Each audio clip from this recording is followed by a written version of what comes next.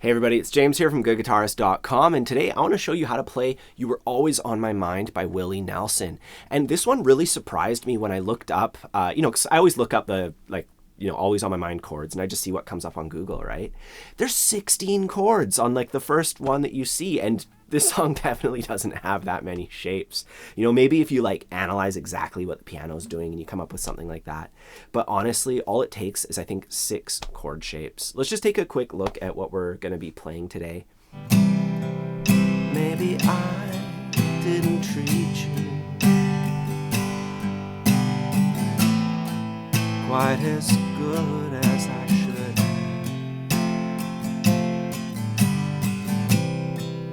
Maybe I didn't love you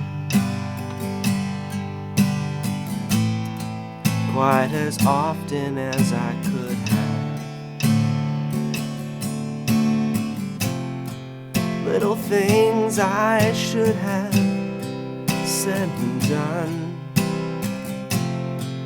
I never took the time. You were always on my mind. You were always on my mind. Maybe I didn't hold.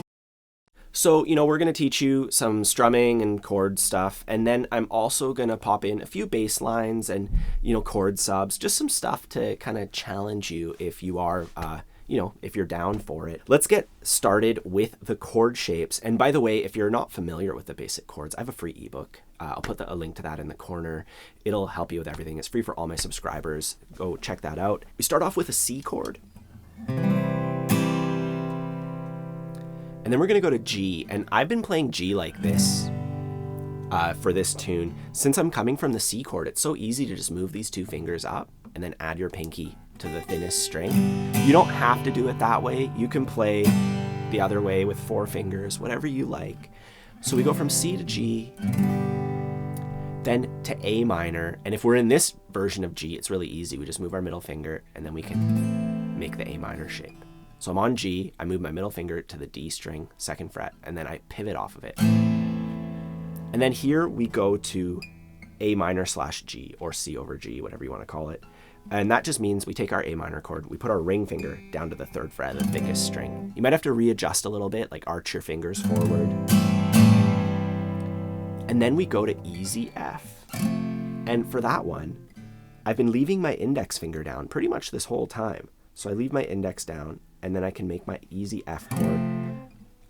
We leave the thinnest string alone, our first finger on the 1st fret of the B string, middle finger on the 2nd fret of the G string, then our pinky finger on the D string at the 3rd fret, and our ring finger just above it, 3rd fret of the A string. My thumb is lightly muting the thickest string.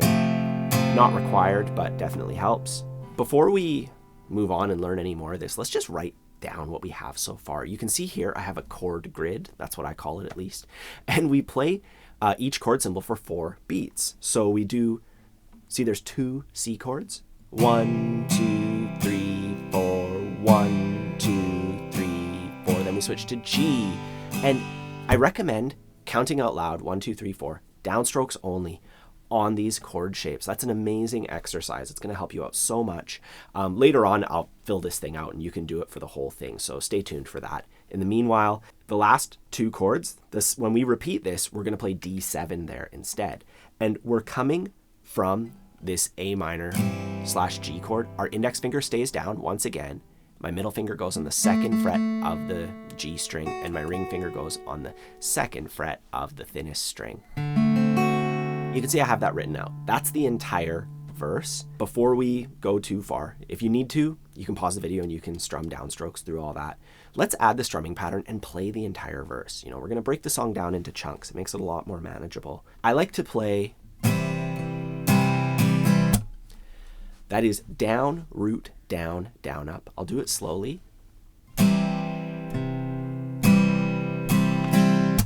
So we play a downstroke on beat 1, and then we do root on beat 2, and that just means a little stroke.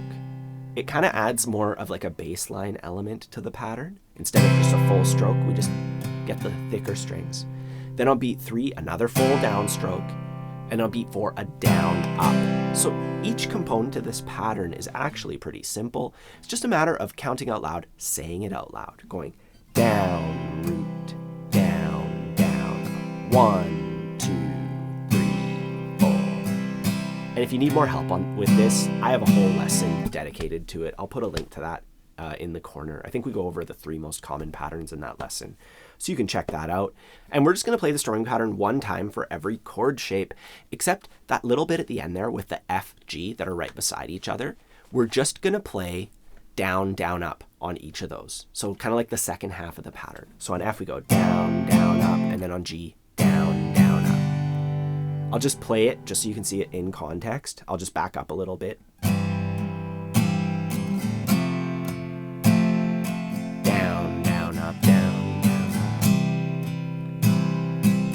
So now I'd like to practice the entire verse. Rather than try the whole song, let's try each section and really perfect each section. I'm going to take out my metronome. 92 beats per minute. 1, 2, 1, 2, 3, 4.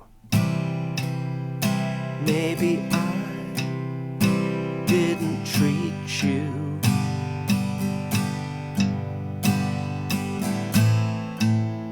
quite as good as I should have.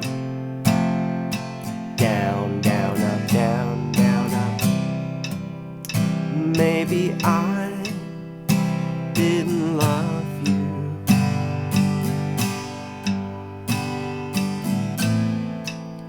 quite as often, D7 coming up, as I could have.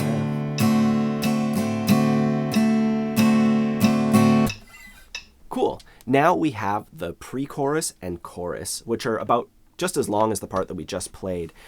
It starts off on an F chord, and we're going to do that with our strumming pattern 2 times, and then we go to C 2 times. And for that switch, I have the F chord here. I'm going to leave down my ring finger and my index finger, take off my pinky, move my middle finger up. That's a really straightforward switch when we're playing easy F. That's why I love this shape so much. Compared to like some people play F like this, you can't really strum it as easily either. And then we go F, C, D minor. And we're coming to that D minor from a C chord. What I like to do is I move my index and middle down, and then we have half the D minor shape there already. All we have to do is plug the hole, the 3rd fret of the B string, with either our pinky or our ring. So we have our C chord, I lift my ring finger, I move the remaining fingers down, and I add it back, D minor. And there's this cool bass line thing that we can add to the D minor chord, and we'll go over that in a second. For now, let's just do it the simple way. We're going to play D minor 2 times, and then we go to our G chord. We play that 2 times. Once again, there's a cool bass line thing here. We'll add it in a sec. And then our C chord, and then we go D minor, C. So we play D minor on beat 1, and we just count 2 out loud. So 1, 2, 3, 4. These are called chord shots. We're only hitting the chord once, like a little shot. 1, 2, 3, 4. And then F, G, C, pretty straightforward. They're all switches that we've done so far. I'm just going to write it all out here, and we can strum through it in a simple way now. 1, 2, 3, 4. Little things I could have said and done, I just didn't take the time.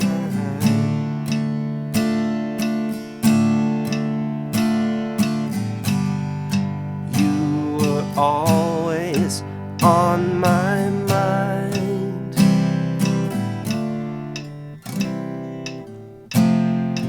You were always on my mind.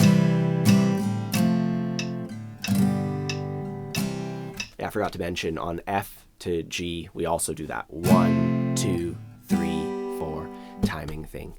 And yeah, that's the simple way to do the pre-chorus and the chorus. Now let's add some fun stuff to it. When we get to the D minor chord, if we play it with our pinky on the 3rd fret of the B string, we can go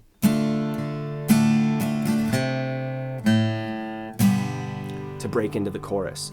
So I'm just doing my strumming pattern one time on D minor, then I have my ring finger free to play the 3rd fret of the A string. That's the note C. It's like the root of your C chord, right? So C and then the open A string. So all together, nice and slow, strumming pattern, 2, 3, 4. That's the rhythm. 1, 2, 3, 4. Really straight up rhythm. We've been using that rhythm a lot in this song. Just practice that, isolate that. And then end on the G chord, just so you can get used to the whole switch. That's the first one. Now, once we get to the G chord, we do it one time, and then,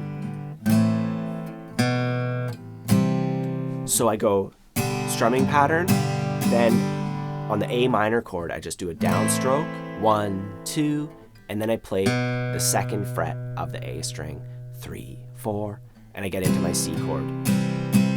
Strumming pattern, 1, 2, 3, 4.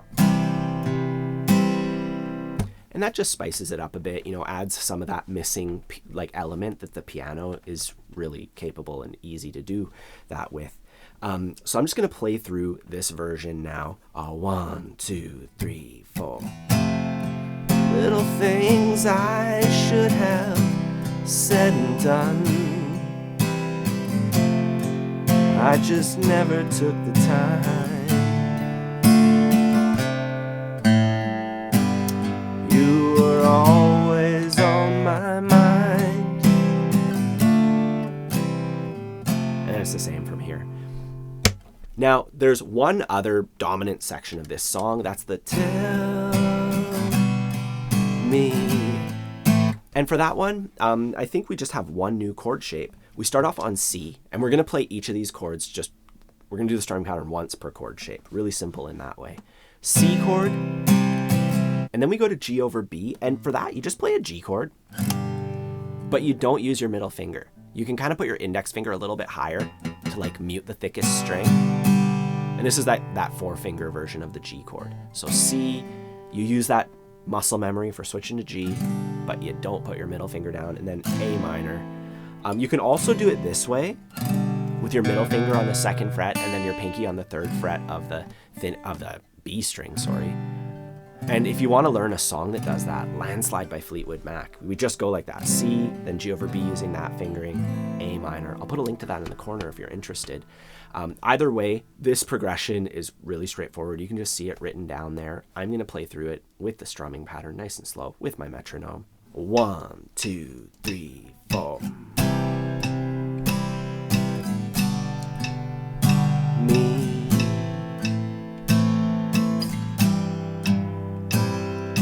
Tell me that your sweet love hasn't died.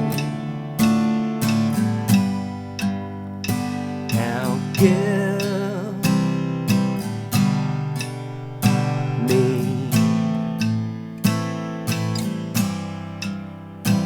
me one more chance to keep you satisfied, to keep you. And that is all it takes to play through this entire song. Just at the very end of the song, we're going to play the chorus 2 times. And for that first one, we're going to end it a bit differently. Instead of going F, G, and doing that downstroke thing, we're going to play the C chord 2 times. So it's even simpler. And then we'll just repeat the chorus.